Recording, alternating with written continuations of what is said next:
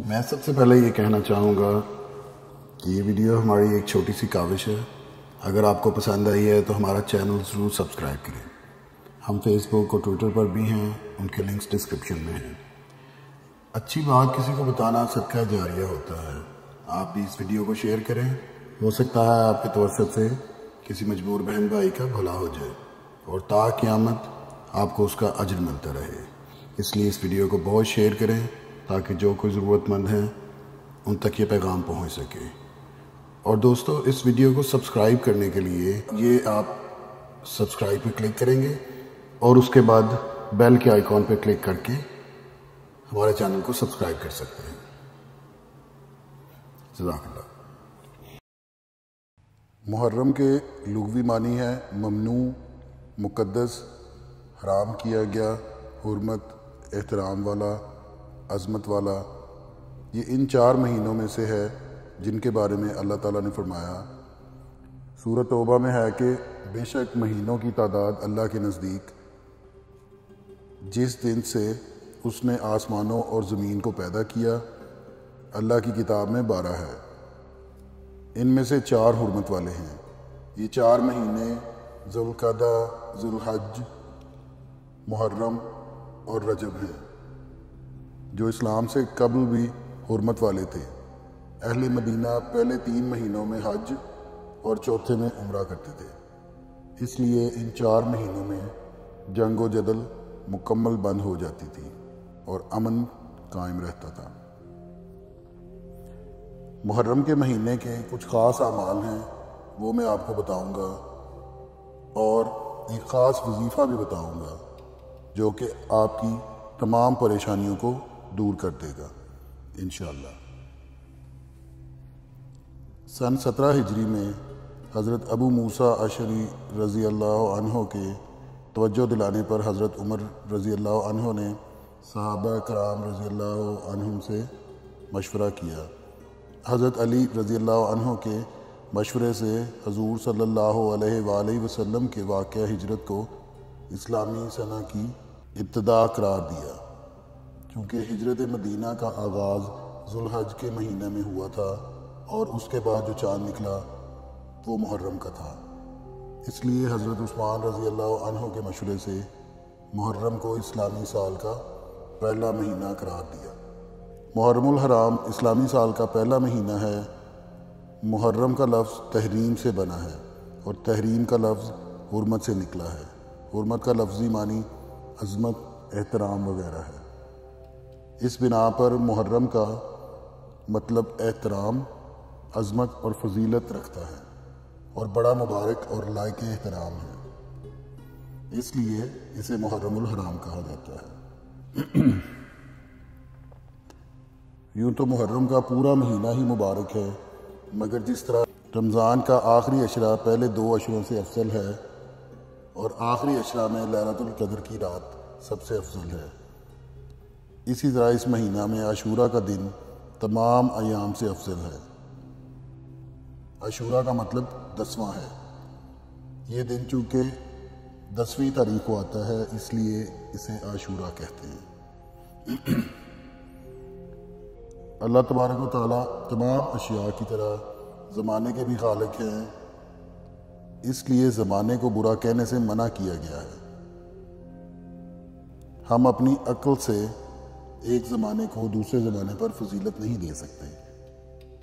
کسی دن کو کسی دن پر، ہفتے کو دوسرے ہفتے پر، مہینے کو دوسرے مہینے پر اور سالوں میں سے کسی سال کو کوئی فضیلت حاصل نہیں ہے۔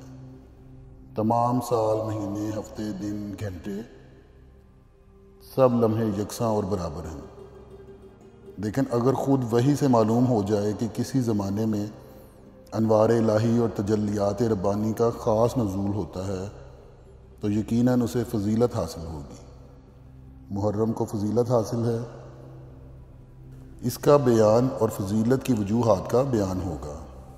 عاشوراء کی فضیلت میں ایک طویل تقریر کی جاتی ہے جس کی ابتدا ہمارے ابو الآباء حضرت آدم علیہ السلام سے کی جاتی ہے اور قیامت کے دن پر اس کا اختتام ہوتا ہے۔ وہ تقریر کچھ اس طرح سے ہوتی ہے: زمین و آسمان، بحر و بر، شجر و حجر کو اللہ تعالیٰ نے اسی دن پیدا کیا۔ اسی دن ابو البشر حضرت آدم علیہ السلام کی پیدائش ہوئی اور اسی دن ان کی توبہ مقبول ہوئی۔ عاشورہ کے دن ہی سفینہ نوح کنارے لگا اور اسی دن سیدنا ابراہیم علیہ السلام کے لیے آگ گل و گلزار ہوئی۔ اسی دن حضرت ایوب علیہ السلام بیماری سے صحت یاب ہوئے۔ حضرت عیسیٰ روح اللہ کی پیدائش ہوئی اور اسی دن قیامت برپا ہوگی۔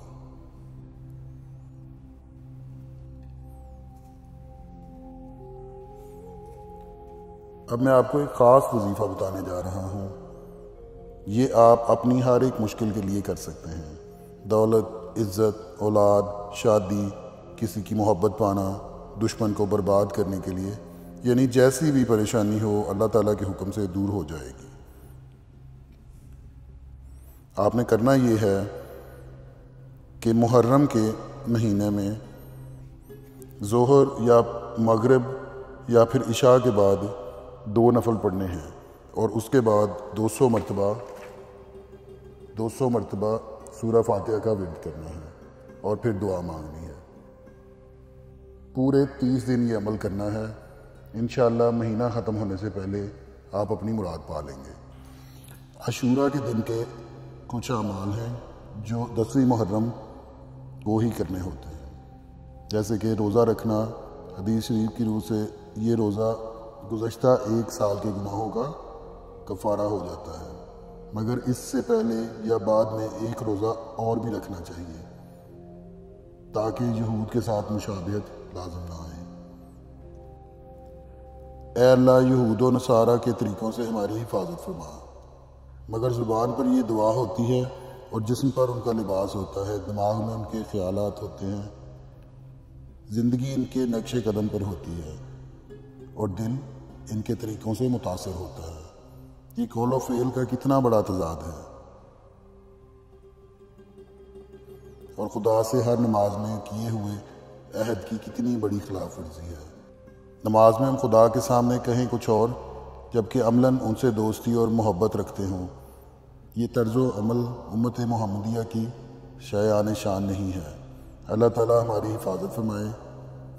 عاشورہ کے دن کا دوسرا عمل یہ ہے کہ اپنے اہل و عیال اور جن لوگوں کی کفالت ذمہ ہو ان پر دسترخوان وسیع کیا جائے۔ دسترخوان کی وسعت کا مطلب ہے کہ 1 کھانے کا معمول ہے تو 2 بنا لیں۔ اس عمل کی برکت سے خدا تعالیٰ پورے سال خوشحال نصیب فرمائیں گے۔ بعض بزرگوں سے منقول ہے کہ ہم نے بارہا اس کا تجربہ کیا ہے، یعنی اس دن اپنے اہل و عیال پر فراغی کی اور پورا سال اللہ تعالیٰ نے ہمیں فراوانی سے رزق نصیب فرمایا۔ روزہ اور دسترخوان کی فراغی سے اصل مقصد یہ ہے کہ اس دن ہم کس حالت میں ہیں اپنے آپ کو خدا تعالیٰ کے سامنے پیش کرتے ہیں۔ جیسی ہماری حالت ہوگی ویسا ہی ہمارا معاملہ ہوگا۔ آپ بھی یہ وظیفہ کریں، انشاءاللہ اللہ تعالیٰ آپ کی مشکلات دور کرے، اور یہ اعمال بھی کوشش کرے کہ ان پر بھی عمل کریں، اور کوشش کریں کہ 2 روزے ضرور رکھیں اور عاشورہ میں جیسے بھی ہو 2 کھانے ضرور بنائیں۔ اللہ تعالیٰ آپ کی مشکلیں دور فرمائے، آمین۔